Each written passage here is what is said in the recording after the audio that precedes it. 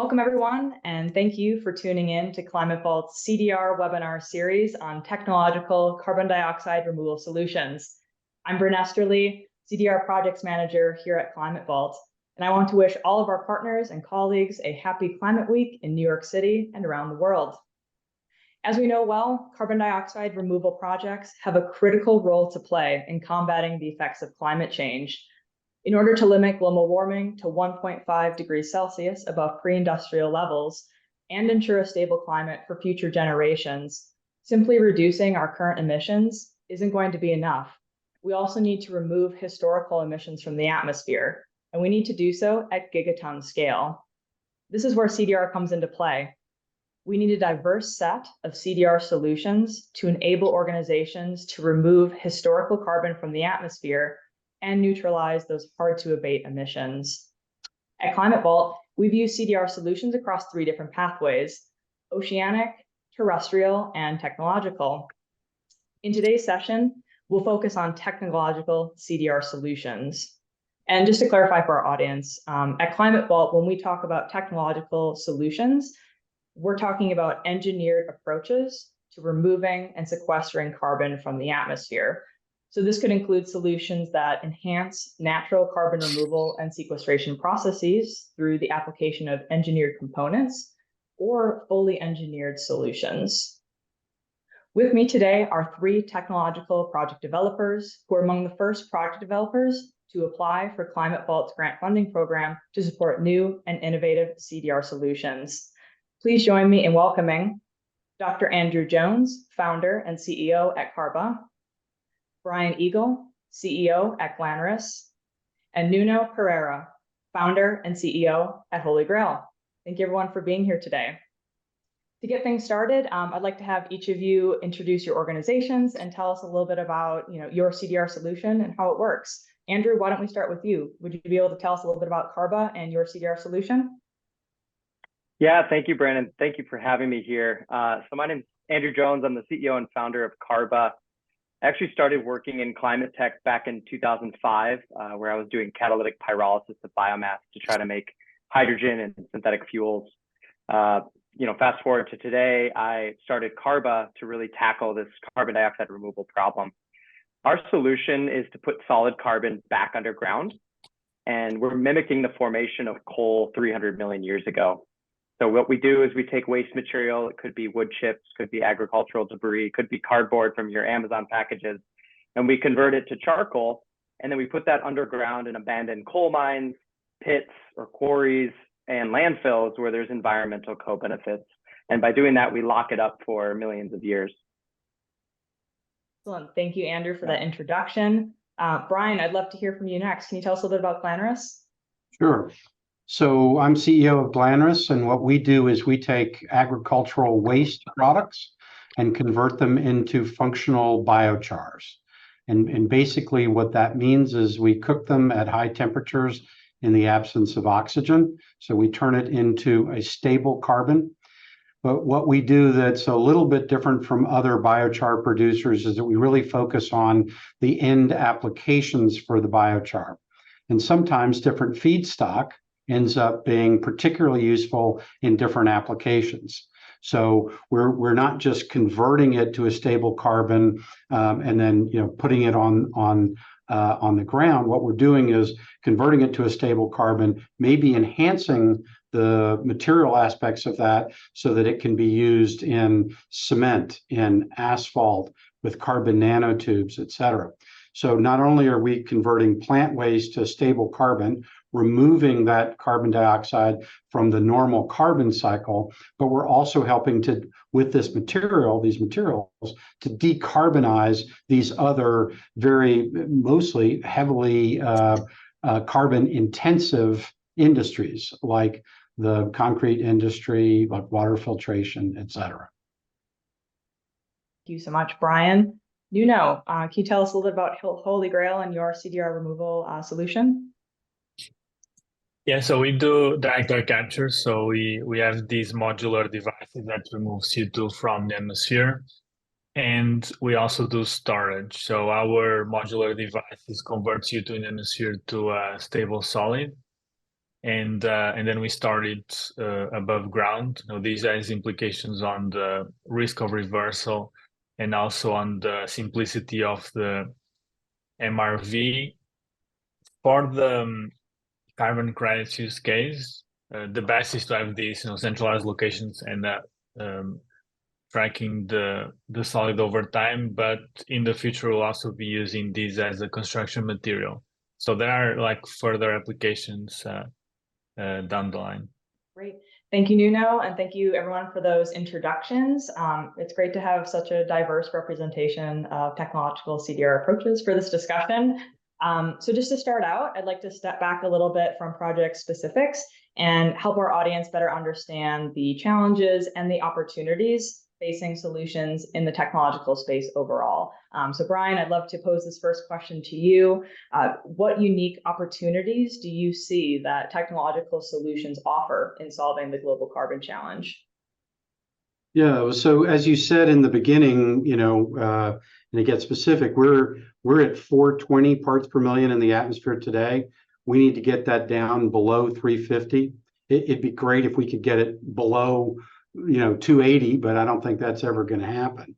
So, to borrow a title from a popular movie these days, we need to be doing everything we can, everywhere we can, all at once, which means that it's not so much about what we're doing, is about what everybody's doing, right? So, there's the clock is certainly ticking. So some of these technologies that have been developed, and everyone on this panel is doing something today that can accelerate the removal of carbon dioxide. And I think those all of these technologies need to be operational today, and they will improve over time.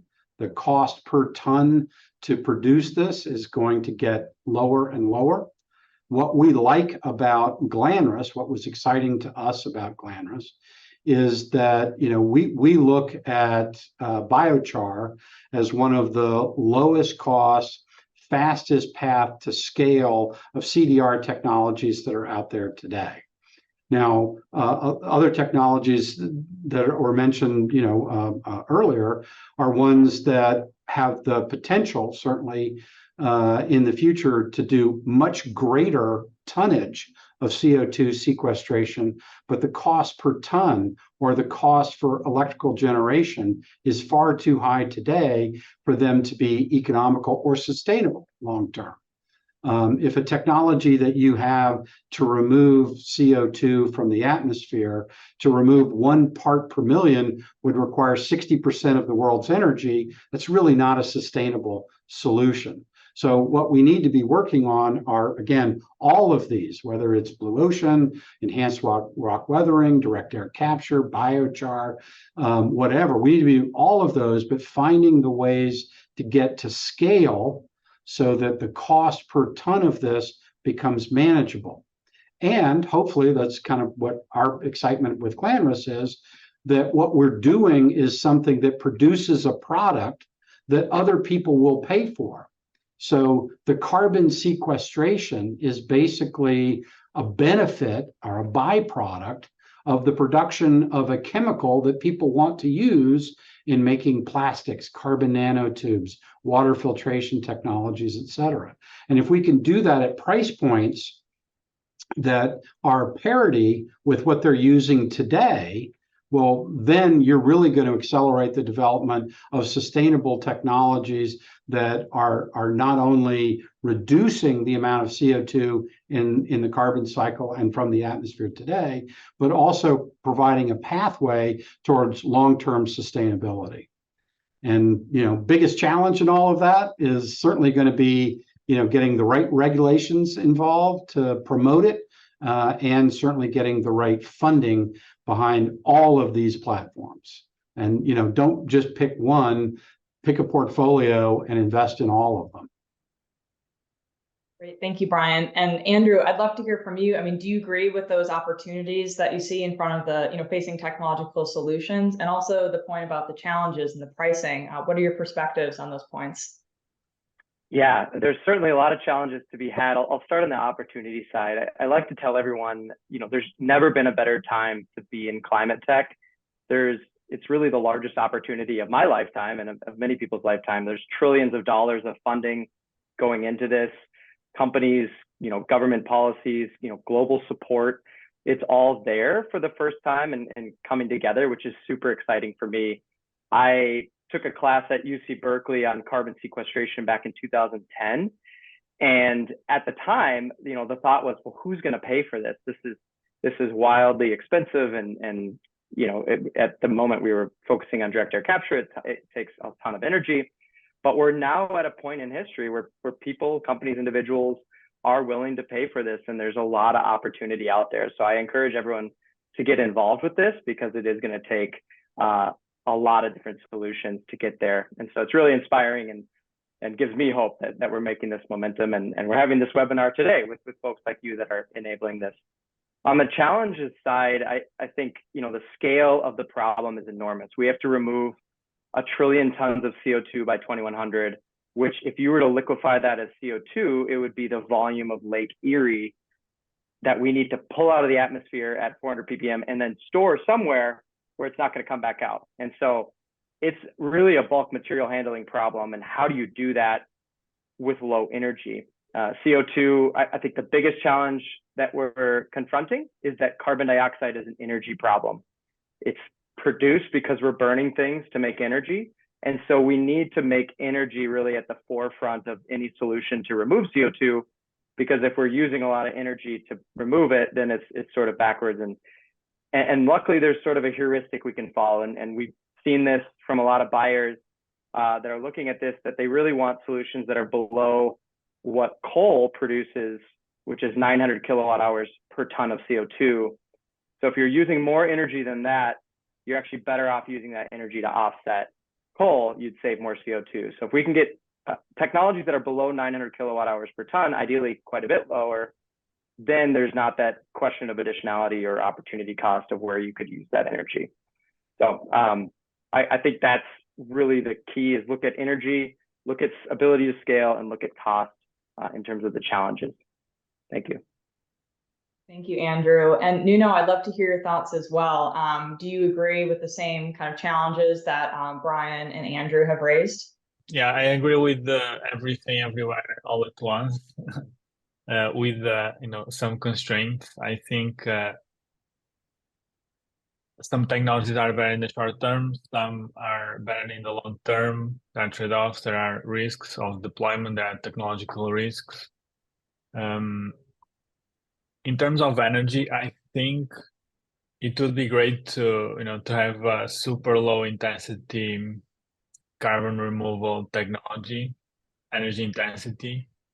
But the fact is that we removed or we extracted a lot of oil, coal, gas from the earth. So all of that, since industrial revolution came to the atmosphere, and so I don't think it's reasonable to think that we will be okay using the existing energy infrastructure for carbon removal at scale, or even with expected growth. I think we will need to deploy solar, wind, possibly nuclear to do this at scale, because it's just like like saying it's a massive problem. So if you say, okay, we want to remove 1 trillion tons of CO2 from the atmosphere, take into account that we didn't stop emitting, and we are not expecting to be net zero soon. So first you need to remove 40, and then which is what 40 gigaton that we are emitting now, and then you have the net. So it's just a massive problem. So I think we focus on energy intensity more on the longer term than the shorter term.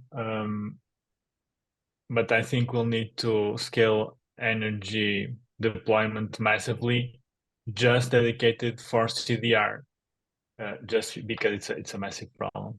What steps would need to be put in place in order to help overcome that challenge, the energy challenge that you're seeing? I think it's related to the deployment of the CDR solutions. So there are a lot of incentives for solar, etc. In our case, our requirements for a solar deployment are different than you would expect for a solar deployment that serves the grid. So our solar deployments will be kind of bespoke for our application, and this is we just don't need some of the components that you will have on a solar farm that serves the grid. There are great tailwinds, but I feel it will need to be much more. And so one thing is we were talking about the voluntary market, and it's great now, so it's much better than it was like 5 years ago.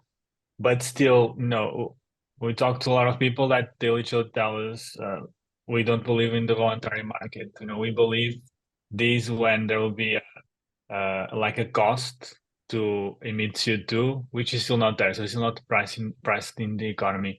So I think that will be a large incentive. So when people actually need to pay fines in a structured way for CO2 emissions, I think that will be a large incentive both for the energy deployment and for the CDR solutions.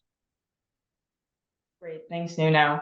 And I wanted to, I noticed, throughout, kind of each of the points that you made, the topic of policy was brought up throughout that. And so I'd really like to take the time now to shift gears and focus on this critical and timely topic within the CDR space. As we know, public policy can play a critical role in enabling the implementation and scaling of CDR solutions, such as by providing or improving profitability for CDR projects, supporting R&D efforts, and promoting standardization and regulation. So ultimately helping to ensure that we have high quality projects and durable carbon storage. And we've seen some encouraging progress lately, especially within the US, with the Department of Energy announcing its plan to support carbon removal through direct air capture and publishing its notice of intent to provide additional funding to support a broader array of CDR solutions. So this is a great start, but there's obviously much more that needs to be done, and not just in the US, but globally. So I'd love to hear, from each of you about not only the current policy landscape, but also looking ahead and how you'd like to see it develop. So Andrew, I'd love to pose this first question to you. How would you say current policies shape your approach to implementing and scaling your carbon removal solution? Yeah, that's a great question. And I would agree with Nuno that when he said that we need a price on carbon really to get this thing off the ground. But in lieu of that, there's been a lot of incentives and grants coming out that are supporting climate change and climate technologies. And that's exciting for us because it really helps spur investment, follow-on investment from that. What I'd really like to see from a policy side is more technology agnostic incentives. So the 45Q is really geared towards direct air capture and even more sort of point source oil and gas capture of CO2. If, for example, we could get $180 a ton like DAC is getting, we could be highly profitable today, and we could scale to meet the climate needs with today's technology. So there's not really technology development that needs to be done. It's implementation at this point. So we'd love, if there's any senators listening, we'd love to make that more agnostic and really open to other technologies that are highly permanent. So in that space, we do need regulation and standardization of what's considered a carbon credit and what's permanent, and how do we deal with reversals and MRV and things like that. So there's still, in the marketplace, there's still a lot of unknowns there.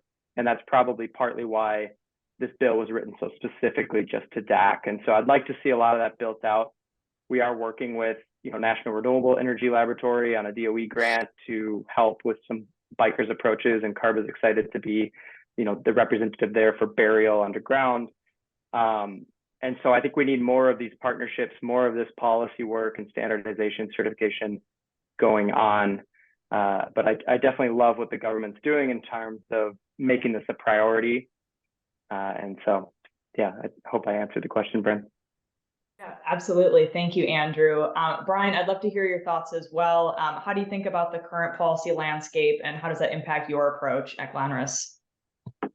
Yeah, so I mean, I just to echo some of what's been said already, the IRA bill is a fantastic opportunity to really propel us forward and take a really big step. I absolutely agree that 45Q and technology specific credits should be eliminated, and that should be more focused on the quality and quantity of the CO2 removal and less on specific technologies. Because again, we need to be doing everything everywhere all at once. So why not fund that? Additionally, you know, what you're saying, what Nuno said earlier as well, globally, we do not have a consistent approach to a carbon tax or some sort of pricing of carbon. And so what you see is, you know, country by country, methodology by methodology, everybody's got a different approach, a different price. And until we can get to some standardization of that, all we have is the voluntary carbon market. And that seems to be doing a good job right now of having high quality carbon credits get higher priced in the marketplace. Lower quality, less permanent are lower priced in the marketplace. So they're doing a good job of trying to figure some of these things out. But ultimately, I think more consistently applied regulation and a better understanding, not just of the price of carbon, but the social price of carbon. This is not what carbon costs necessarily as a commodity, but what is the cost to society if we don't start removing the CO2 from the atmosphere? And I think, you know, that's something that we need to tackle. You're starting to see the EU come up with some approaches to that. Some countries like Denmark have, and some of the Scandinavian countries have taken some bold steps towards pricing and taxing that at certain in certain industries and at certain levels. Certain industry organizations like ICAO and others have taken steps towards setting goals for their industry to decarbonize, like in the aviation industry. We certainly need to see more of that, but it needs to be more consistently applied so that you can get to a price that really is truly global, and there's not a lot of debate about what the future of that looks like. Thank you, Brian. Nuno, would love to hear your perspectives as well. What kind of, you know, how does current policy shape your approach? And would you agree with some of these changes that would need to be seen in order to better support CDR technologies in scaling? Yeah, I agree with having better standards would be super helpful for everyone. You know, even for a supplier of carbon removal, it's hard to navigate like how this pricing, you know, there is not like a centralized clearing of carbon removal pricing. So, you know, it's kind of depends on the deals that are made. That's a reflection of the, you know, the age of these markets, super young. So I think that will come in time. It's also our responsibility to push for that, to having standards earlier, because naturally I think they will come later. In terms of incentives, you know, I agree that there should be more technology agnostic incentives. I think, of course, they need to be relative to the maturity, scalability, etc. of each technology. You know, the reason why DAC has now, of course, there are a lot of factors, but I will focus on the ones that I think are more tangible and quantifiable. So the reason why DAC gets the $180 per ton of CO2 is that it's so the maturity, especially in terms of deployment scale, And you can even say in TRL, it's quite wide in terms of TRLs, but I would say deployment is very early, that kind of maturity. And so, the government wants to incentivize that. And as you know, right now is very expensive. Like credits go like 700 to 1,000. In our case, it's lower. We are part of what is called the DEC 2.0. So this kind of new wave of companies that is building different technologies with lower price points. For reference, we are right now selling credits at $450 per ton to $350 per ton, which is still very expensive. Most companies are not able to pay this for their products, so it will just break their business models. And it's the job of all the everyone that works at DEC to bring this cost down. But it really needs help because it's very expensive. It's quite hard. But I agree that there must be incentives to technologies just adjusted to kind of maturity level and also the support that they need. And then in terms of carbon pricing, there is a lot of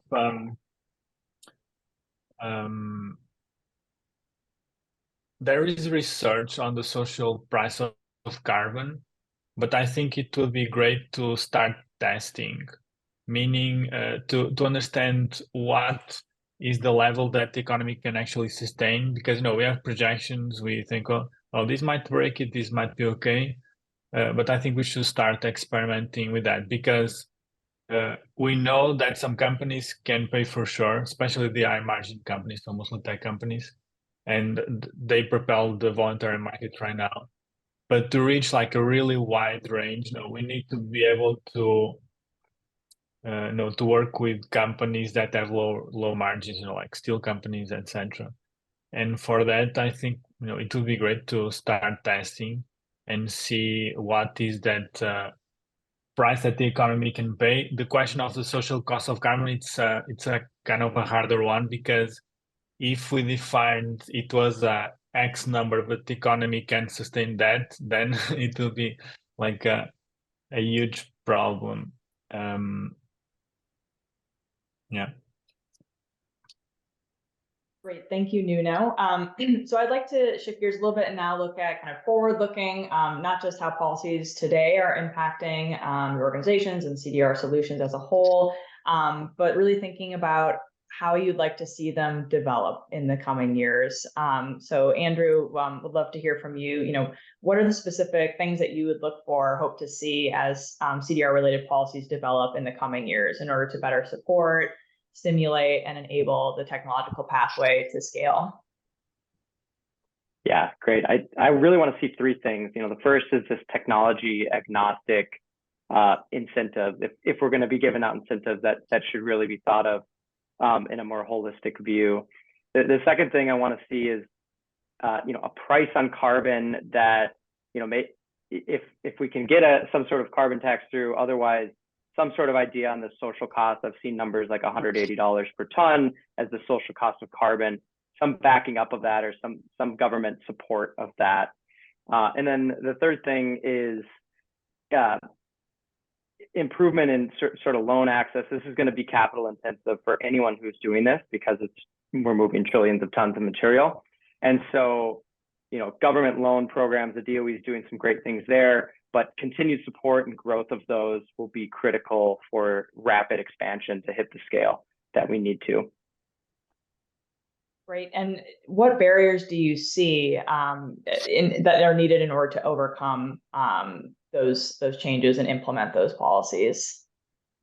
Well, there's political barriers I don't understand fully. So definitely, what needs to happen in Washington and how that whole system works, that's a big barrier to overcome. And I know there's people working on both sides in terms of lobbying those sorts of things.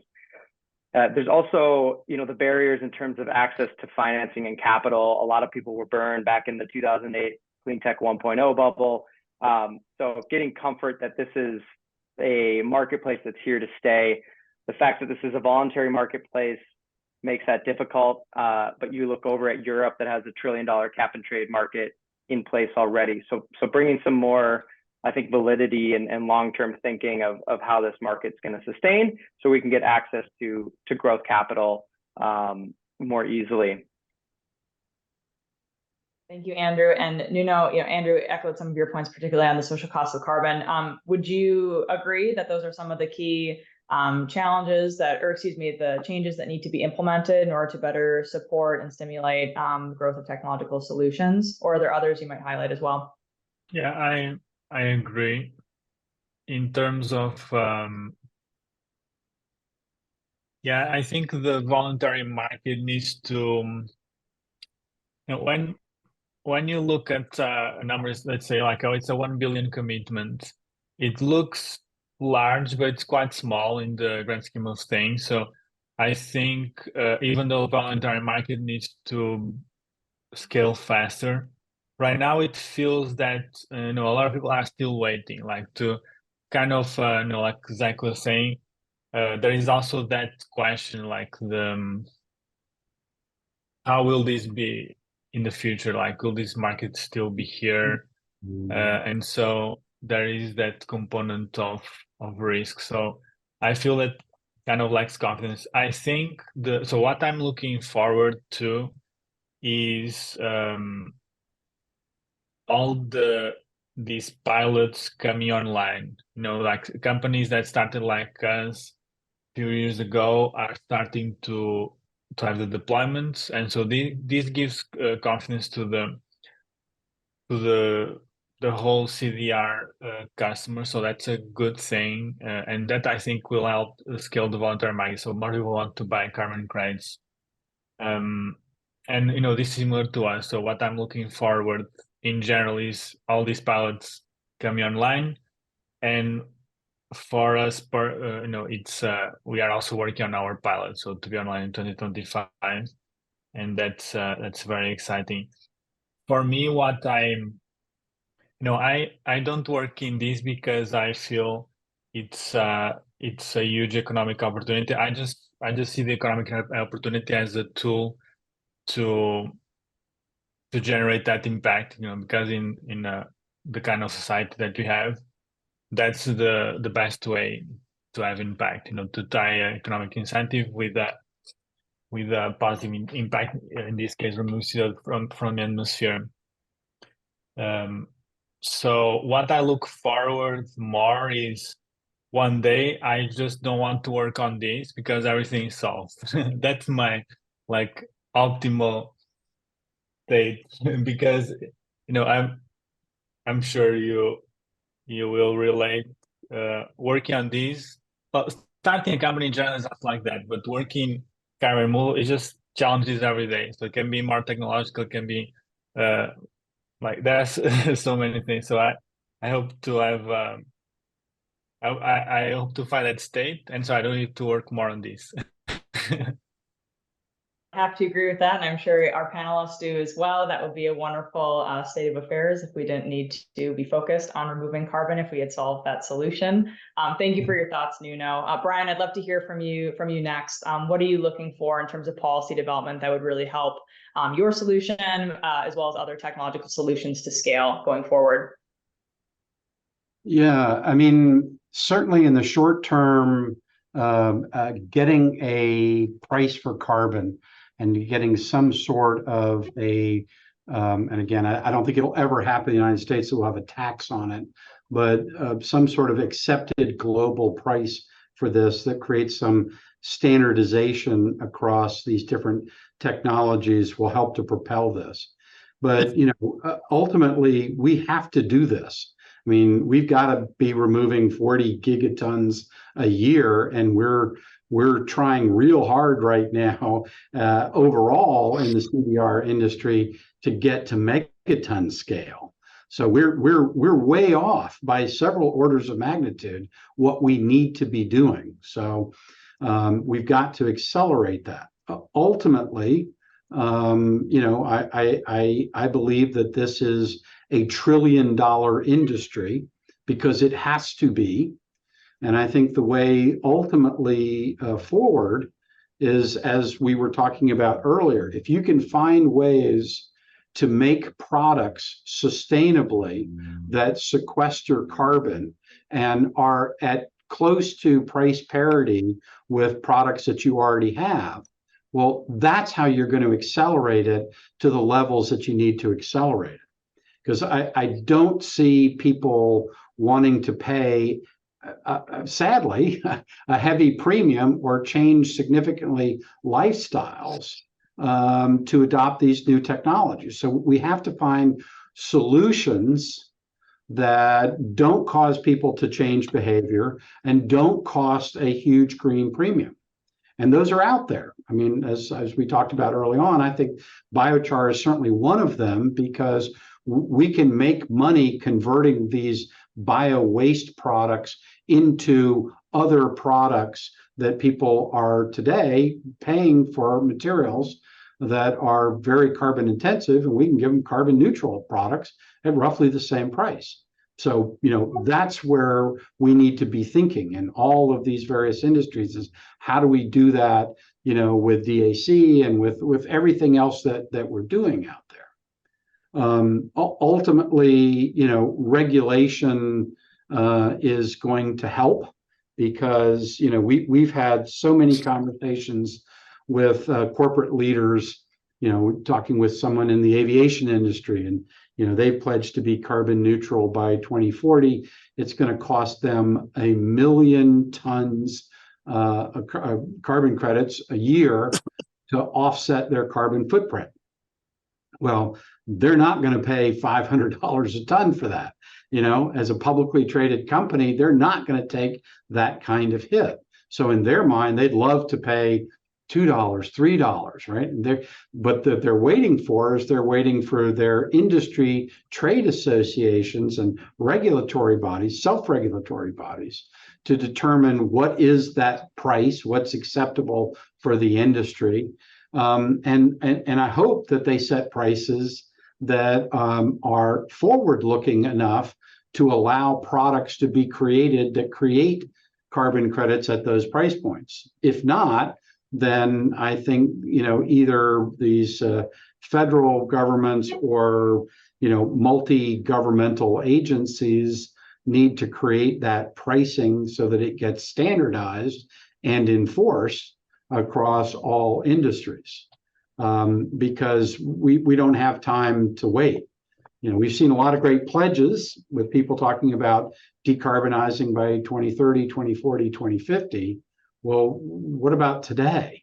There are very few companies, other than a handful of tech companies, that are making significant purchases. I mean, hundreds of thousands to millions of tons of carbon credit purchases today, all on the voluntary market, to offset that. That needs to be multiplied 1,000-fold across many other industries, high margin, low margin, et cetera, in order for us to be able to accomplish the goals that we know we need to be able to accomplish to get the concentration of CO2 down. And again, with that regulation helps, but ultimately what's really going to make it is if we can come up with ways to produce products that sequester carbon and that are very mainstream in their pricing and application. Thank you. And I'd like to dig in a little bit further on this point, because you mentioned a couple of stakeholders or groups that would need to really step up in order to help make, implement these policies and make them a reality. So what do you, Brian, see as the role of the public and private sectors in terms of advocating for supportive CDR policies? Yeah, well, I mean, people act in their own self-interest. And so when you take a look at a lot of corporate entities, there's a lot of interest, in ESG activities. And I think a lot of, very good initiatives that they're trying to promote. But it's just not enough right now. That's the problem. And at the price points that you're talking about to enable some of these technologies, unfortunately, you find a lot of corporations are very unwilling to step up to the plate. Again, they're not going to pay $500 per ton if they've got to buy 1 million tons. No publicly traded company is going to willingly accept that hit to earnings unless shareholders are okay with that. Okay, and I'm not sure that that's necessarily going to happen. So the way to make that move forward is to have policies that, you know, are put forth by governments that have the ability to enforce those policies. But nor can you enforce a policy that's going to bankrupt, you know, every company on the planet. That doesn't help either. So this is sort of where we are right now, is what is that right price? How do we fund technologies that are early in the development curve now so that they can get to prices that would allow them to be self-sustaining at those price points? And, you know, I think right now, bills like IRA do a great job of putting a lot of money to work to help to get those technologies to the price points that they can be competitive with other technologies, and that the cost to implement them can be covered by carbon credits on the voluntary carbon market for those that aren't producing products that people are willing to pay for, and that those prices for carbon credits are ones that people can sustain, you know, in their corporate balance sheet.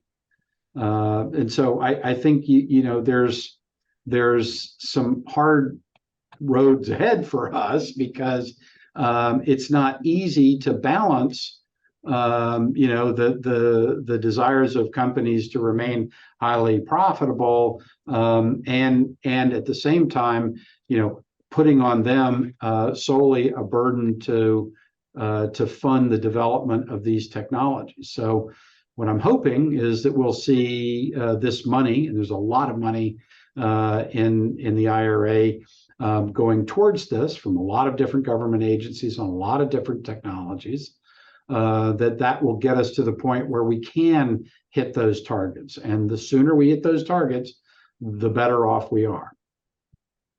Thank you, Brian. Andrew, I'd love to hear your thoughts as well on this subject. You know, when we think about government, academia, corporates, you know, what do you see as the role of these public and private entities in terms of developing and implementing supportive CDR policies? Yeah, that's a great question. You know, to be successful with CDR, it's such a large scale problem, like we talked about before. We need public and private support alike, and that cooperation and support needs to come from government agencies like the Department of Energy, research institutions, private sector companies and investments, even NGOs and startups, international organizations. The UN has been instrumental in sort of getting us to this point, and also investors. You know, more investors willing to take a bet on some of these early stage technologies and help implement these technologies. I've said this before, that we don't need a lot more R&D funding. We're actually at the price point, especially at CARBA, that we can scale this up and reach the price point that customers want to see. We need implementation funding, and that's a different funding avenue. So, you know, the DOE loan office for getting access to growth capital is going to be important. We also want to see the market right now is so confusing because there's the voluntary market, there's the cap and trade markets. And for buyers, we've seen a lot of confusion as to what do we buy, you know, fear amongst buying some of the nature-based offsets for fear of them not coming to fruition or getting the Guardian article, so to speak. You know, so there's a need for customers to have partners like Climate Vault that can help them make the right decisions for what purchases to make, who have done the vetting, that looks at the different technologies and what is the best fit. You know, for a lot of the companies we've talked to, this is the first time they've ever made a CDR or carbon removal purchase, and they don't know how to do that, right? Which technology are we going to fund? How do we build an assessment, you know, protocol and determine which ones will work for us, and how much do we pay? And so that's where I see folks like you at Climate Vault playing a super pivotal role in helping those customers make those decisions and providing the framework and development that will help us grow this market. There's a lot of questions on MRV and what are all these technologies? What's the reversal risk? What's the permanence? And what's the energy use? I've brought that up before. So I think that answers the question in maybe a long-winded form, that there needs to be a lot of cooperation between all of these entities, and that's going to help us push this thing forward. It's a huge problem to solve. I do want to see the government starting to make more purchases. I've seen that they are starting to do that, which will help give market signals. I'm not saying the government always makes the best choices on which way to go. So I encourage buyers to talk to experts like Climate Vault and other folks about where they're going to be investing and putting their money. Thank you, Andrew.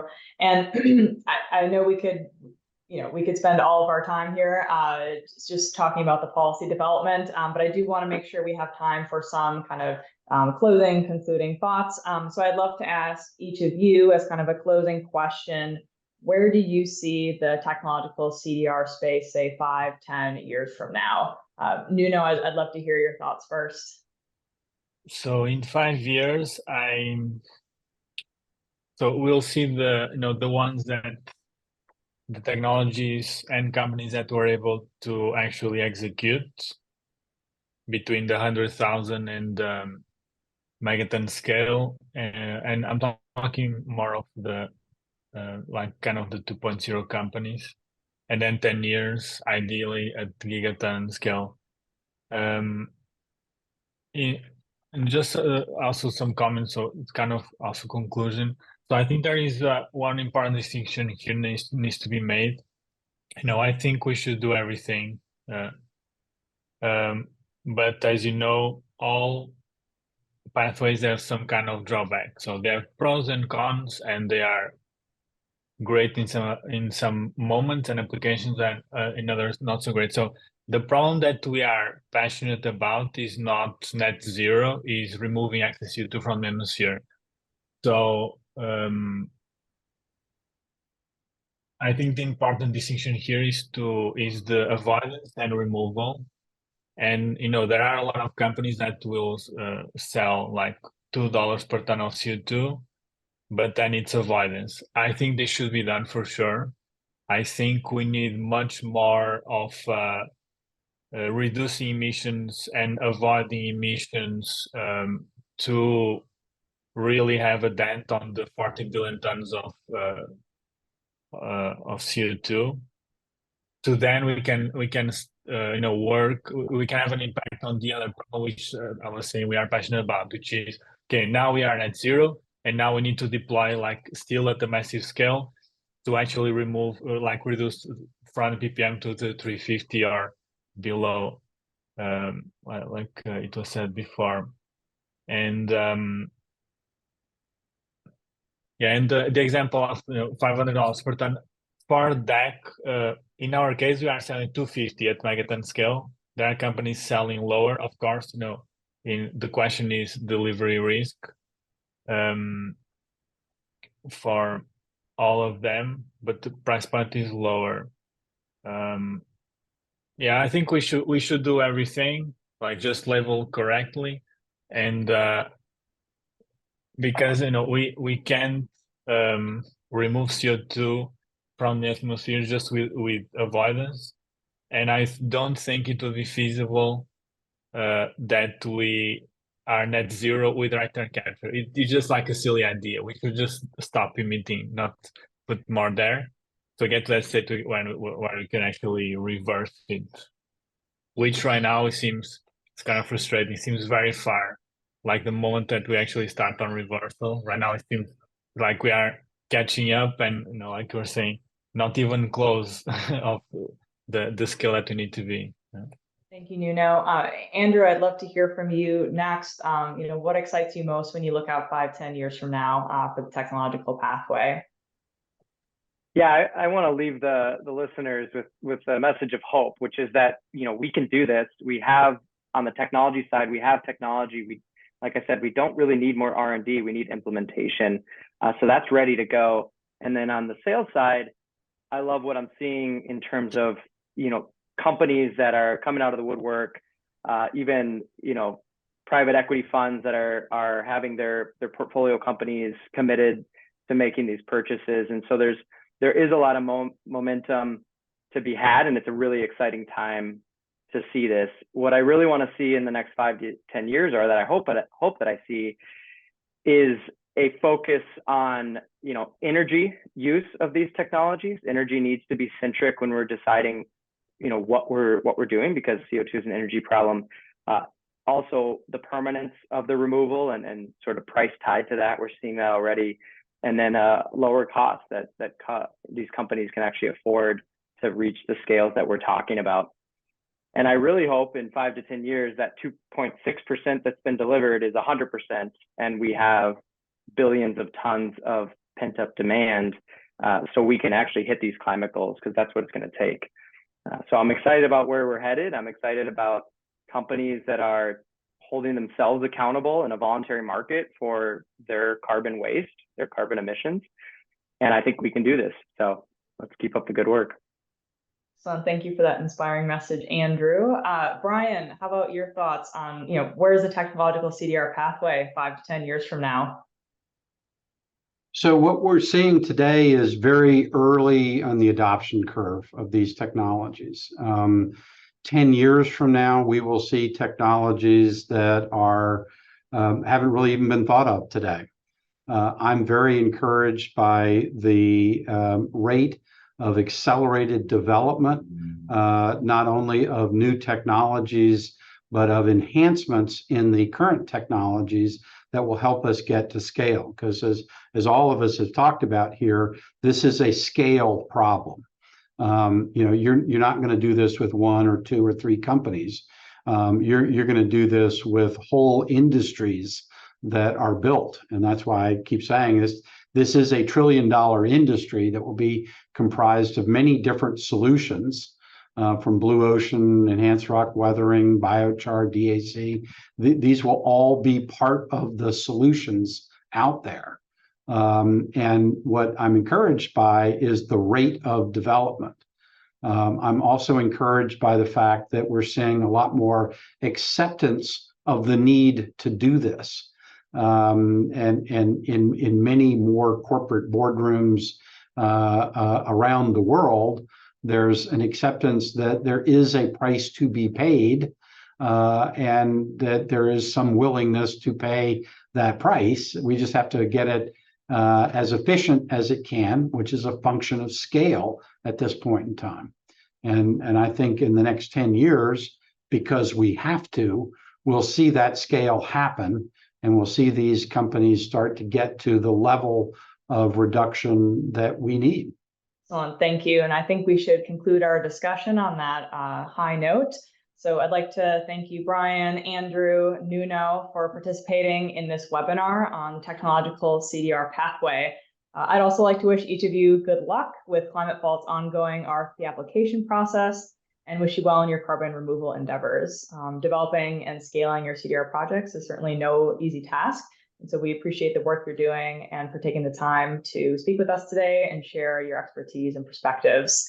And to our audience, to find out more about Climate Vault's RFP for innovative CDR solutions, and to learn how our model can help your organization reduce and remove its footprint in a verifiable and transparent way, check us out at climatevault.com and through the links included with this webinar.